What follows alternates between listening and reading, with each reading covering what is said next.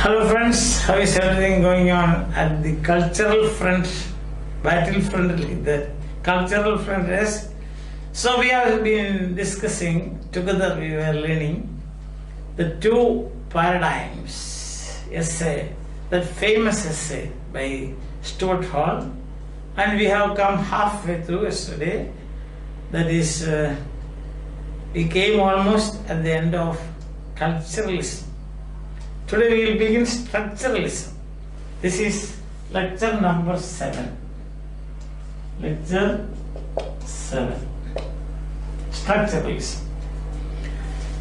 Now, so far what we have done is introduction, refounding of cultural studies, 3 working class writers, CCCS, the new left, and universities and colleges where we start studying this. It is just become a program in almost all universities, India and also abroad. And then we also saw introduction, then a significant break, and our refounding, William's definitions, all ideas, all practices. He has defined it like this to get out of that mess called high culture and Marxism based on superstructure. Then revisions with the help of Lucien Goldman and Gramsci and E.P. Thompson. And then we saw the dichotomies and the homologies of these great men, and finally we also saw what the dominant paradigm, that is structuralism. And the essential point about structuralism we saw, what is that? It is lived and experienced culture. Experience is very important. Experience the experience is the soul of culture, according to the cultural experience. Everything goes around, dances around experience, isn't it? Then second we saw, culture happens when social being interacts with the social conditions. Social being means individual, condition means environment. Can be anything. Exploitation can be capitalist exploitation. Result is Marxism. See, revolutions you can see. So anything it can. Or you are building a dam. So what do you do? Social being is interacting with the river, the flow of the river. See that? So you make a dam, and then a new culture develops there. Understand? Another third main point is, what is that? First, experience lived culture. Second, social being and the social conditions or environment. And third and the most important point is, in culturalism, is human agency. It is only because of the creative activities of human beings. Of course, the source is human energy. These are all expressions of human energy. So that is the humanism of culturalism. Humanism. What do you mean by the humanism of culturalism? If somebody asks the question, he will say, everything is human energy. All cultural forms, activities, they derive their energy from human actions. So when everything is said and done, what we will say is, these are the 3 main points. Once again, the dominant paradigm is culturalism, and culturalism means, you can say, what did I say? What is the first point? Lived and experienced. That is called structure of feeling. When you live and experience culture, that is your structure of feeling. Or if it is a group structure of feeling. Understand? And the second point that we saw is that there is always an interaction between social being and social conditions. See that? And the third point is, that is humanism. Means human beings create culture. There are many other things like opposing Marxism and high culture, and there is the homologies and dichotomies of Thomson and Williams and all those things. These things are there, but essential points are these three, especially humanism.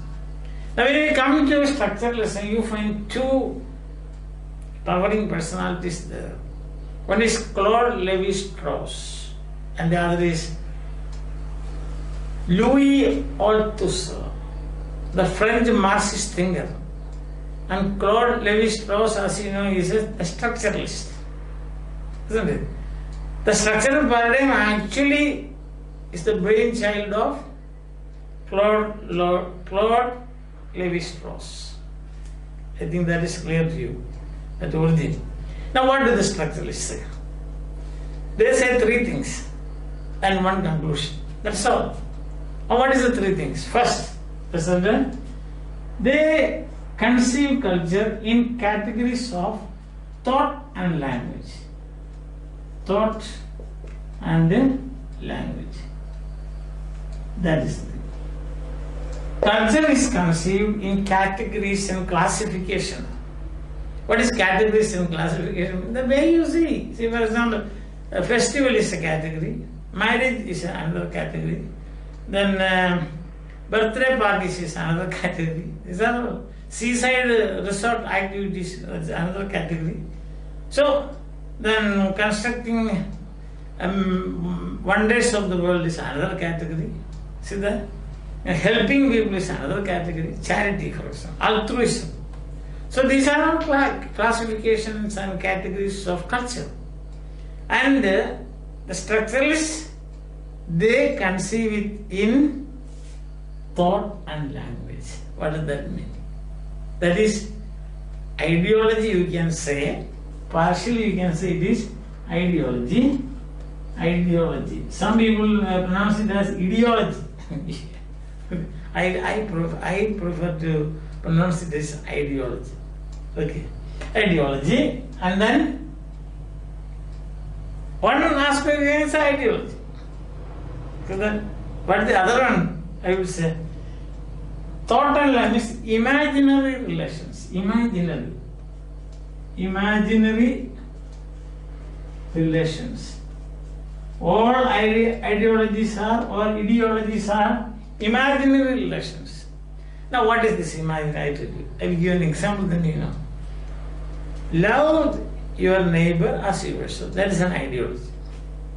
See, it remains at the imaginary level. Love your neighbor as the. Where is the neighbor? You are getting this. Or is another. Do unto others what you want others to do to you. Again, imaginary. That is, you are conceiving this idea in thought and language. First you think of this and express that in language. This is an ideology. And that is imaginary level, no? Imaginary level. When will it become actual? When an event takes place like that of the Good Samaritan story. Did you see that? The Good Samaritan sees a wounded person. He goes there and attends him, takes him to the next inn. The story is not new. And then he says, the huge dimension of the story is, now I am going, when I return I will pay you whatever is required. But what is important is, you should look after him properly. Then what happens? The ideology, I just know, love your neighbor as thyself, that has become a fact. So a culture is created there. Understand? Did you get that point? So, or do unto others what you want others to do to you. So I find that in the class, during the examination, very often it happens. Some students, they start writing. Then their pen will go on a strike. No ink, nothing. He or she is perspiring, looking here and there, because it's a very strict situation now. It's a very strictly controlled situation. Then what? you should think is the teacher. So, for example, I am the invigilator, then I will think like this. Not always, but if the matter is, if it is a sincere case, see, if it is a genuine case, definitely I will think like this. If I were a student, what will I do? Even without asking me, yes, if I were he, I would like to get a pen. No, but I am afraid to ask. Isn't it? But I am afraid of asking to somebody because this exam hall. Then as a teacher, what I should do? I will go and give my pen.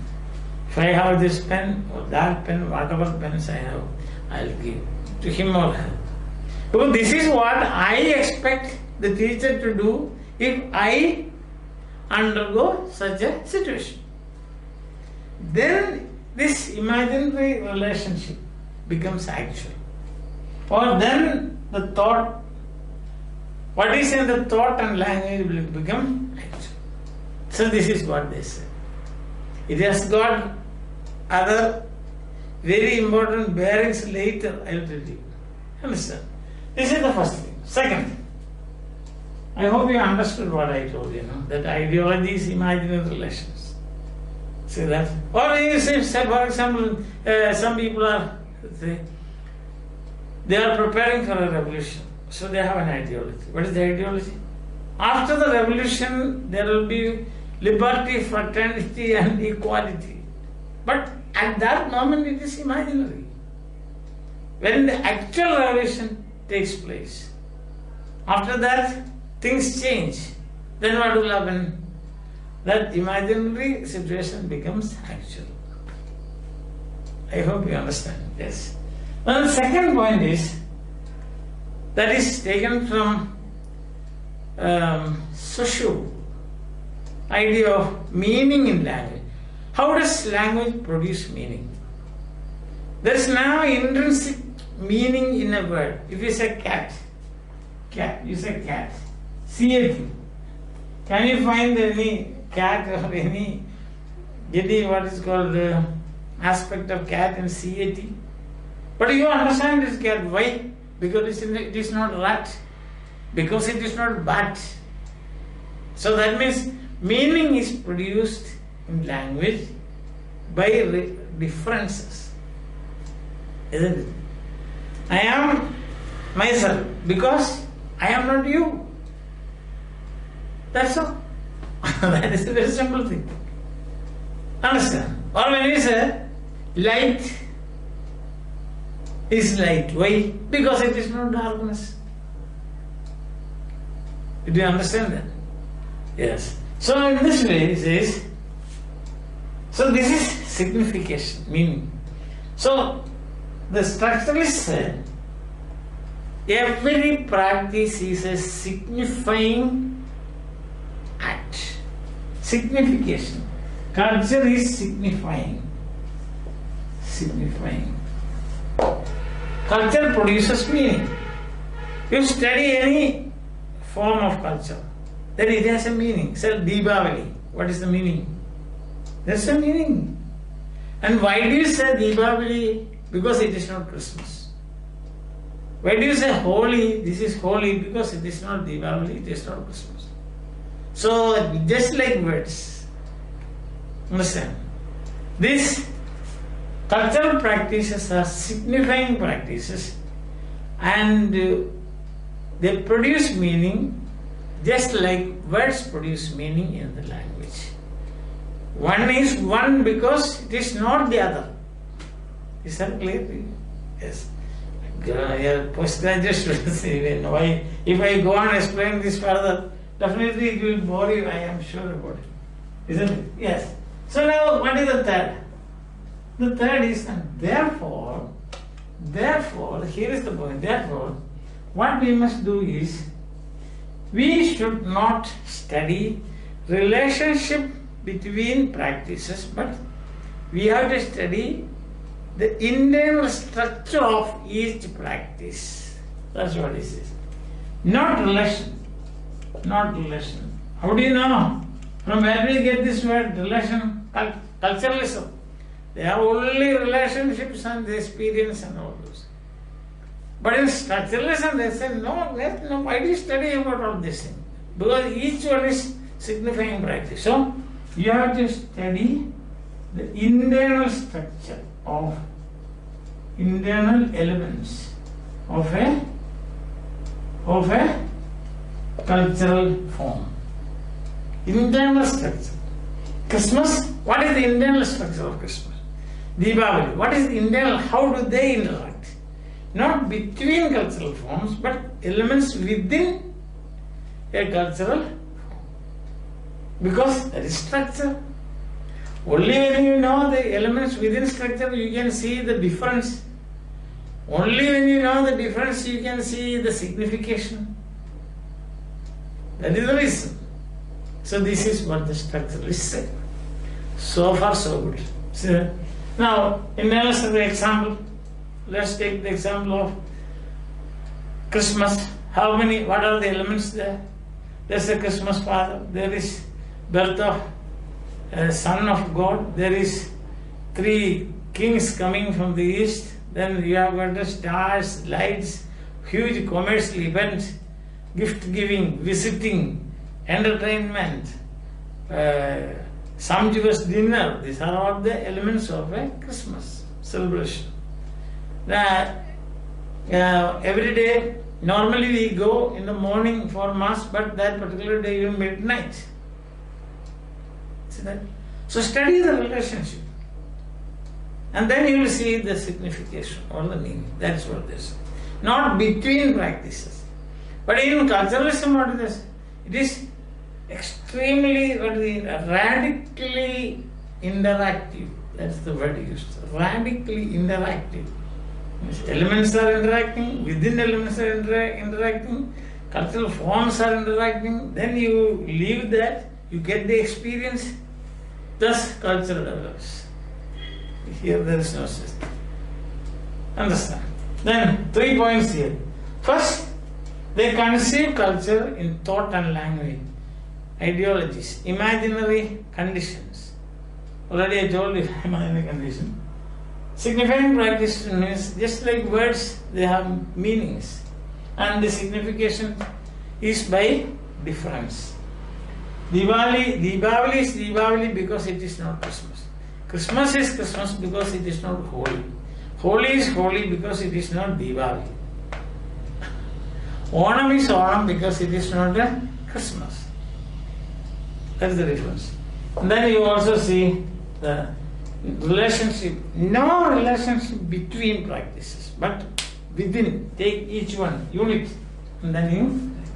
Now, what is the bearing on cultural studies, or what is the importance of this on cultural studies? Hall says that structuralism and culturalism are counterposed. Counterpost means standing face to face to get to ready to fight. Structuralism and culturalism. Culturalism versus structuralism. That is the last point.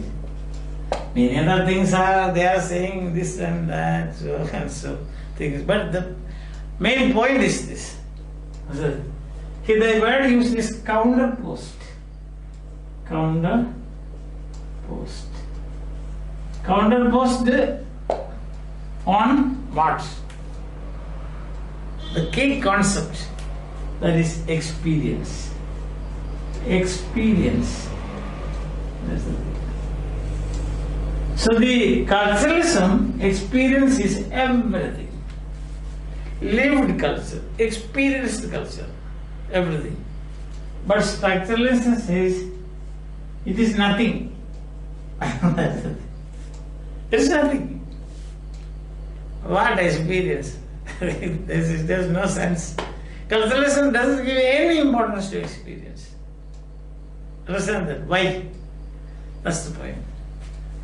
Structuralism says, remember, in thought and language. They conceive culture as categories in thought and categories and classifications in thought and language. So what does that mean?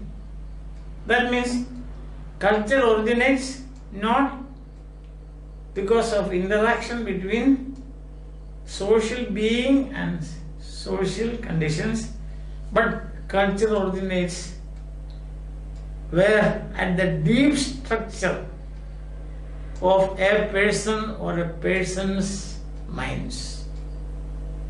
So that is the idea. It comes as an idea. So let's think of Taj Mahal. Very often I say, give an example, Taj. Taj. You see Taj. You interact with it. You go and see, enjoy the beauty of it, etc., etc. So then culturalists will say that the experience, see, when you interact with that, that is the social condition. You are the social being. You interact, and you get wonderful ideas about the story of great love. See, such kind of things come to your mind, and you are so to say enlightened. See, or you get what you get a heightened imaginative feelings about romance and love, and but structuralist says, from where did it all begin? It began at the deep structure level of a person. This idea, deep structure. And then what happens? Comes to the surface structure. Surface. Deep structure becomes surface. Surface structure. Means it becomes, here it is idea. Here it is actual. See that? So you go, let's say, this is your example. Let's say this is Taj Mahal. And the people are going there. Okay. You are interacting. But the structuralist says, see that? These people can interact only because it is there. If Taj Mahal is not there, how will you interact with the Taj Mahal? Understand? So this experience that you get from interacting with the Taj Mahal is the effect of Taj Mahal. It's the effect, not interaction between individual and Taj Mahal. Not that experience. The experience is effect. Here is a experience is nothing, structuralism said, because they say it is the effect of pre-existing structures. Pre-existing structures. Now I will give you a simple example. There is, suppose, there is a candle. Candle. This is the flame of the candle. Okay. So you go. You have an experience with this flame of the candle. What will you get? Heat. You can feel heat. So the culturalists will say heat is the experience because we interact with the lighted candle. But what does the culturalists say? From where did you get this experience? It is because there is the candle, the lighted candle. And therefore, the heat that you experience is the effect of the lighted candle. See how they look at things. It is because they are a process of thinking. Look at that. Structuralists say this candle, the idea of candle is in thought and language. And then it comes up as candle. It is lighted. It is because of the lighted candle you are getting this, experiencing the heat. Therefore, the heat is the effect of the lighted candle. See? But culturalists, they don't bother about the original. They say, we are experiencing heat. This is experience, they will say. Did you now understand what is meant by in experience, culturalism and structuralism, they fall apart, so we can say. They don't agree. That's why Hall says counterpost at the point of experience. Lighted candle is the best example because we can see the heat, you can feel the heat. When the candle is lighted, you go, you experience heat. Culturalists will say. Structuralists will say that is the effect of the lighted candle. This you can apply to anything. Say you are going to a garden. You look around, you experience this. Your beauty of the flowers and all those.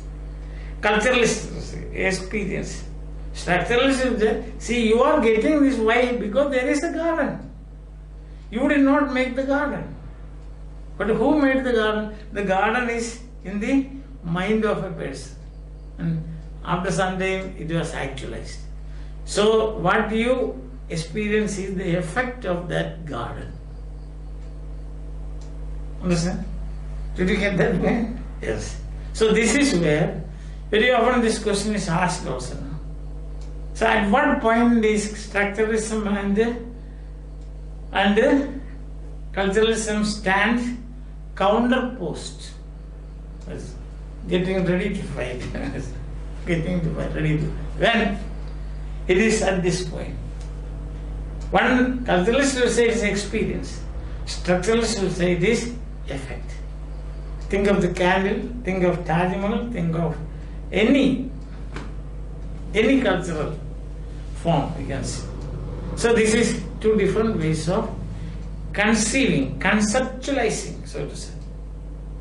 Well, one way the culturalists conceptualize and they see the world as such. You experience it. You experience it. From where?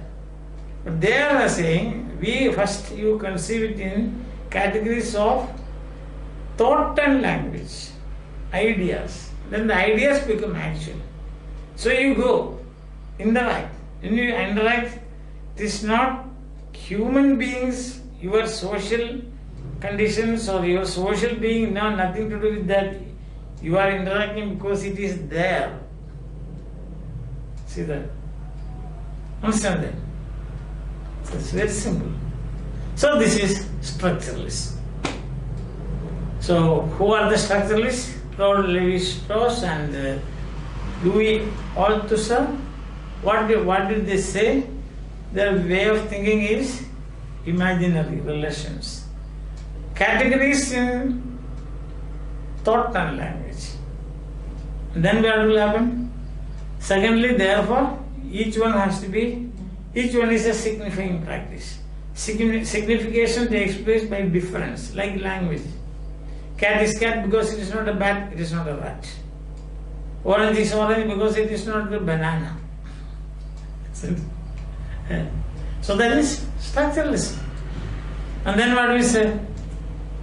Signifying practices. Each one is in. So you can measure, you can understand the society by studying the signifying practices. This is more of the anthropological, anthropological approach. Yes. And then what happens? Next point is, since they are signifying practices and they signify like words, you have to study separately, each cultural form separately. See that? And finally they say, experience is nothing. Then what is important? The effect is important.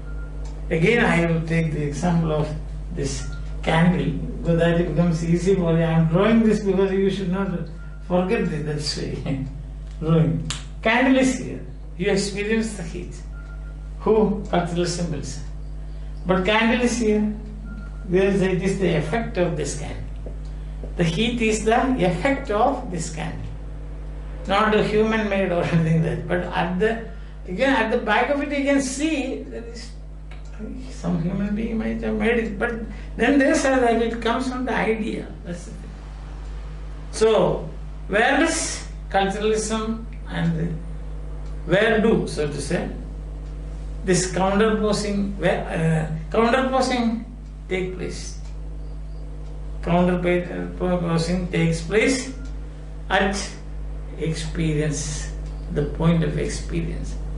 So culturalists will say culture is experience. Structuralists say that experience is nothing. Whatever experience you have is the effect of already existing structures. And these structures are actualized from the deep structure, comes to the surface structure, and then you see the whole thing. That's what this. I think it's clear to you, know. Is there any doubt? Well, this is the central, so to say. This is the crux of the problem of counterposing. I think that is clear. If you have, as usual, I say, if you have any doubt, clarification, of course you can contact me. Or if you have got any new ideas, Professor Thomas Mathew at gmail.com. Okay. So enjoy your holidays, enjoy your life, have a nice time, think over it again and again, and let us have fresh ideas when we meet again.